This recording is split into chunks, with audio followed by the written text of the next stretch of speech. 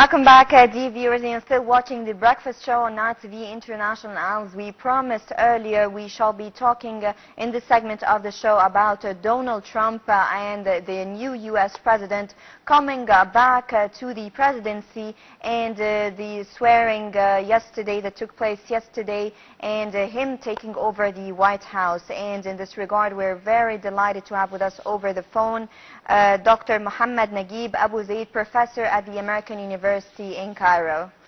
Good morning.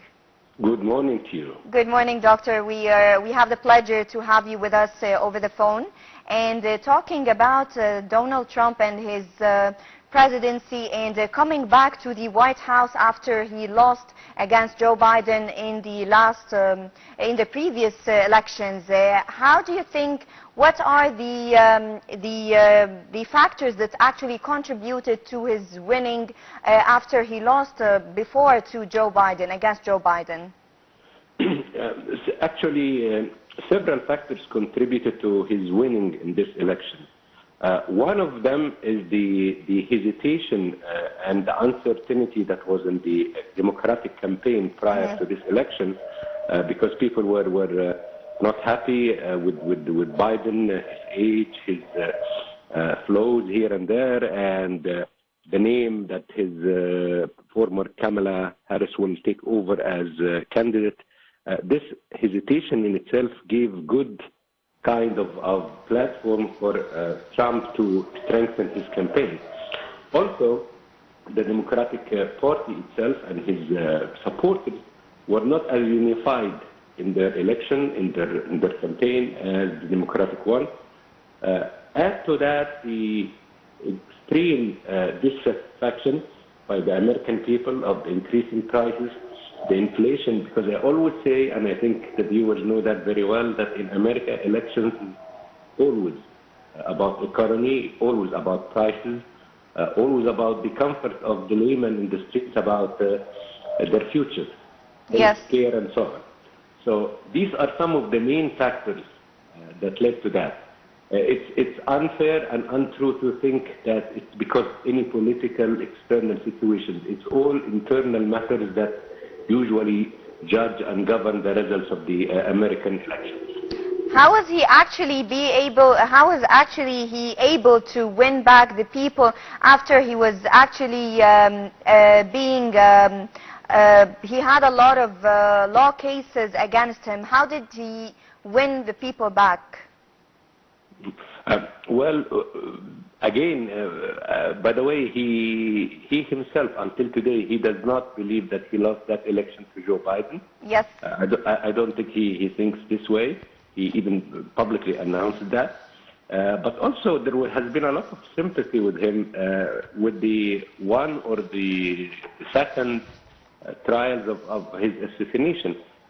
People got a bit emotional about this and about the fact, there must be something that people don't want him there. So that made him appear as the strong man who came out with his ear bleeding, cheering the crowd and talking that I'm going to continue raising his hand for his supporters in Pennsylvania, if you remember that a few months ago. So that in itself also another personal message for his supporters. Last but not least, of course, there are 6 or 7 swing states that usually govern the presidential elections in the modern era. And Pennsylvania, by the way, is one of them, Michigan, North Dakota, several actually. And he ended up winning all of them, these swings, because he made repeated visits to these states, assuring them about their future and America will be great again, trying to make America great again.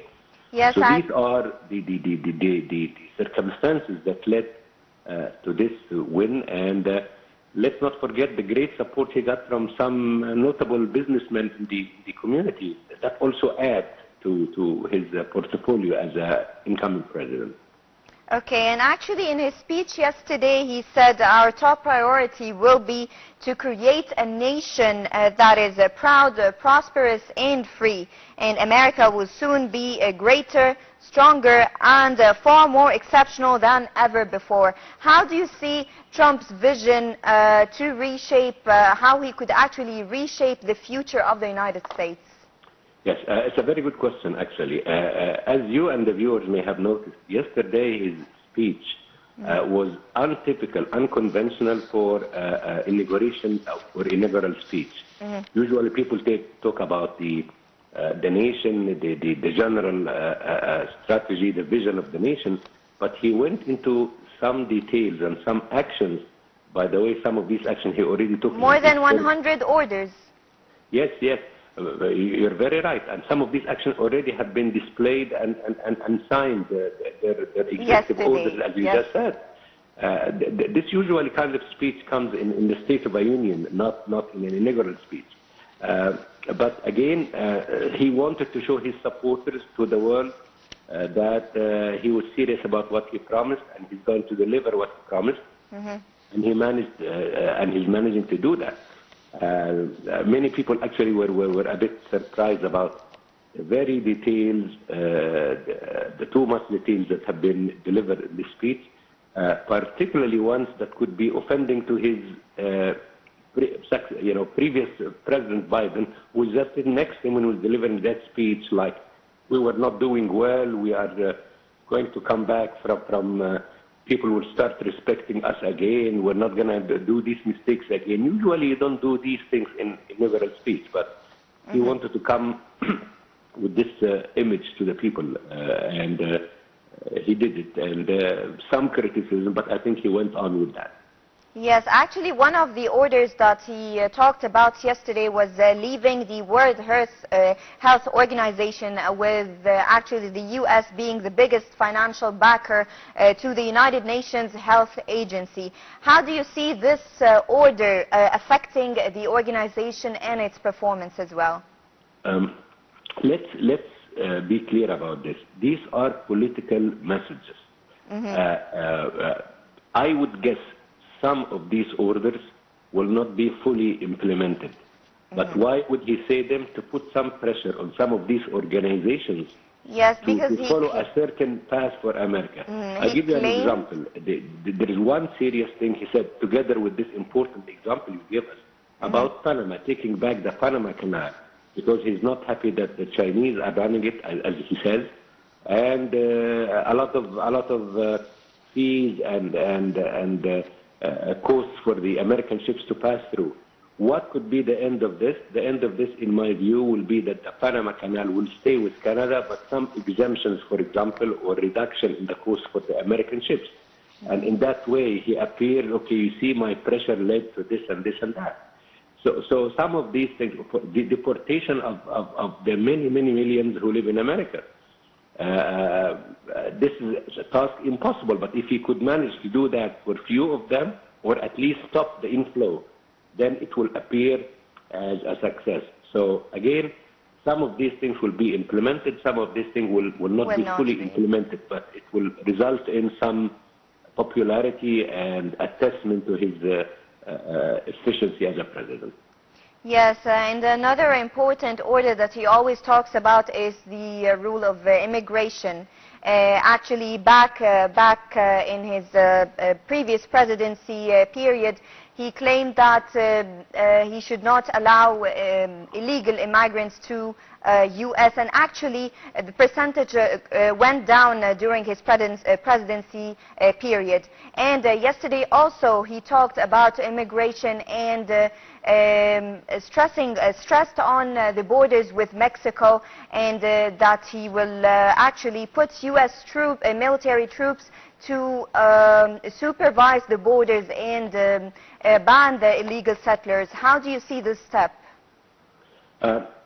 Well, the rule of immigration and having people, this is a very serious one. But at least, to my knowledge, he signed already the decree. Yes. Those who are born in the U.S. are not going to be no longer called American just by birth. I think he signed that already. I'm not sure whether that will be approved by the Congress or whether it's an executive order. I'm not sure how well that will be implemented, if it will be implemented. But he's serious about those things. He said yesterday, along the same lines, emergency call for the military to exist on the southern border with Mexico, and again to stop the immigration. I want to share with you my opinion about this matter, humbly speaking. My opinion about this matter is that he will not deport all or the majority of the illegal immigrants inside the U.S., but he will manage to stop by a good deal their inflow. He will control the presence of the entrance of the immigrants in general, legal and illegal, more to the U.S. As a matter of fact, some of the viewers may know that students were having vacation in the winter, after the Christmas and the New Year, and many of them rushed back to go from their countries to the U.S. before the inauguration of Trump, because they were in fear that they may not be able to enter the U.S. After that. So these are the kind of things or messages he likes to send. Let's just be also reasonable about something. I think after 1 week or 2 weeks, he will reason down, he will relax a little bit and start thinking more deeply about the strategic view about his presidency. The one important thing that the viewers and we all have to remember, he knows that he has no other second term.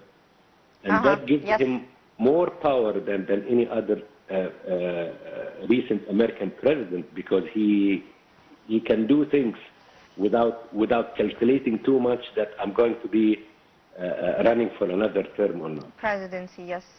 Yes. And this is actually what he does. He's always controversial and unpredictable.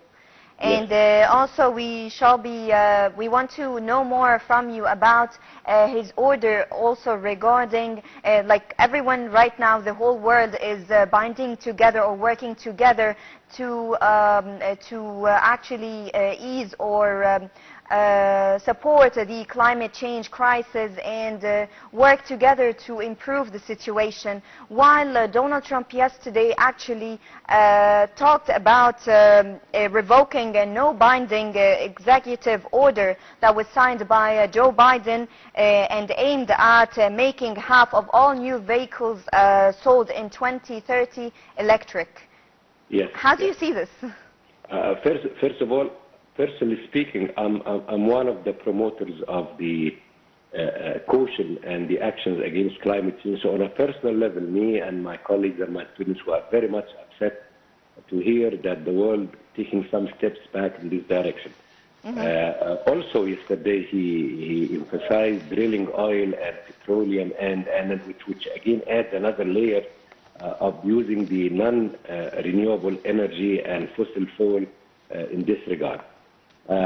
My take on this, and let's not forget that America and the industrialized world are the main contributors to climate change, much more than the developing countries. So they have a responsibility towards the rest of the world, not only in front of the American people. So for that, I would say that the American people may want to or will have some kind of resistance for these actions. Yes. I think with time, and I'm talking about next few months, some of these actions will be overturned again, or at least put to still, because it will also weaken the American stand with close allies, particularly Europe in this regard. And of course, we have to ask you this very important question of how do you see Trump policies can influence the Middle East? I think Trump will, the way I've always thought of him, because I was very closely following his also first presidency, he deals with the Middle East more with the mind of a businessman. He will try, and he actually announced that publicly, to create some kind of balance between the various disagreeing parties while maintaining the American interest, of course, in my mind when I speak financially, but also otherwise in this regard. I'm one of the people who thinks that because of his pressure earlier, a few weeks ago or so, after he was elected, the release of the hostages took place. This deal wouldn't have taken place without Donald Trump getting into office yesterday and so on. Mm-hmm. So that's what's going to happen. But I think there's going to be some kind of stabilization because now, and let's also say that Trump had historically good relations with Egypt and with our president. That may help creating more balance and more fairness for the situation that has been a little bit out of control in the past 6-7 months in particular. But not with Muslims, I think, because he, in his last presidency, he said that Muslims should be banned from entering the U.S. This statement here later on regretted it. If he yes. articulated it in that way, he later but on... it shows that he has some type of hatred towards Egyptians, or not Egyptians, towards Muslims in general. I really cannot comment on this part yes. because I don't know whether that was a slip of a tongue or anything like that. Mm-hmm. But let's also realize that he has been blaming many other parties for things that are going wrong in the U.S., whether they yes. are Mexicans, whether they are from other countries. He has a bigger issue with the Chinese than with Arabs and with of Muslims course. and with yes. Middle East. He has a much bigger issue with the Chinese. That's the real thing in the horizon. What about Canada? When he says that I want to add Canada to the United States or annex it. So these are the kind of things that you shouldn't take it verbatim, mm-hmm. as verbatim, but you should think more about it. And let's be frank, many of the simple laymen in the street anywhere in the world would cheer and would be feeling good hearing some of these things, but from a political and practical point of view, this may not take place. Yes, Dr. Mohamed Naguib Abou Zeid, a professor at the American University in Cairo, thank you so much for your valuable insights regarding the U.S. presidency and what's happening right now. Dear viewers, a short break and we'll be right back.